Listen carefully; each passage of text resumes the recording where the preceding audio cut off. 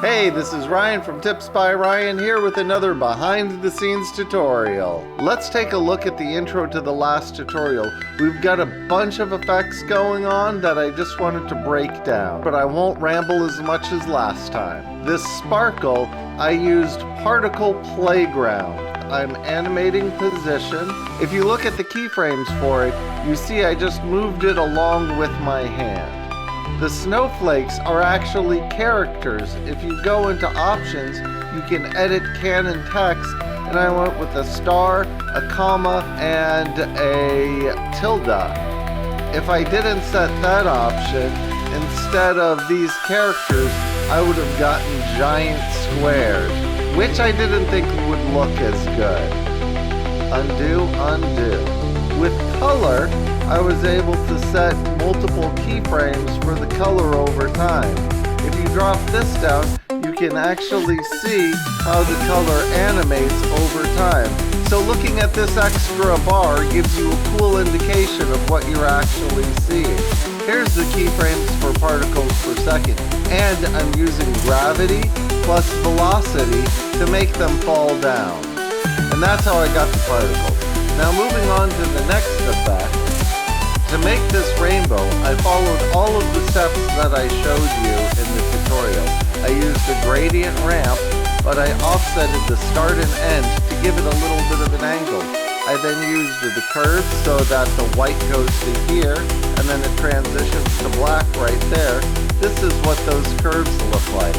Then here's the Colorama that'll add that extra color. Some cool features are cycle repetitions you can use to make it a double or triple rainbow all the way. But we just want a single rainbow. You can also use the phase shift if you wanted to cycle the animation of the rainbow. And I used that on the cutout of my person. To make the rainbow appear, I'm using this gradient layer and a glass wipe.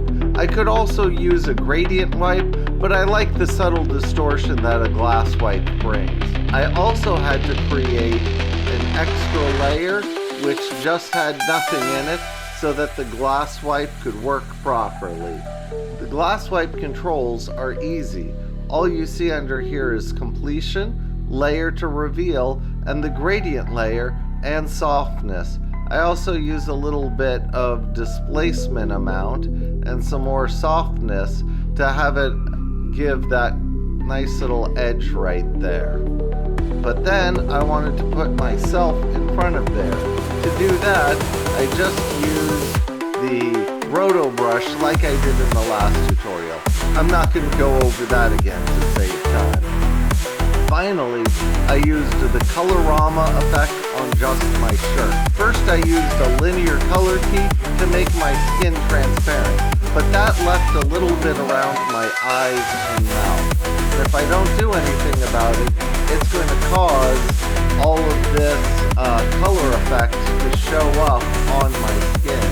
To prevent that, I used curves with the alpha channel to be able to reduce the amount of transparency so that less of my face was showing up. And there was still a little bit more that I wanted to get rid of, so I used a mask. I have one mask around the whole thing just set to add, and then I've got another mask that I put around my face that I set to subtract.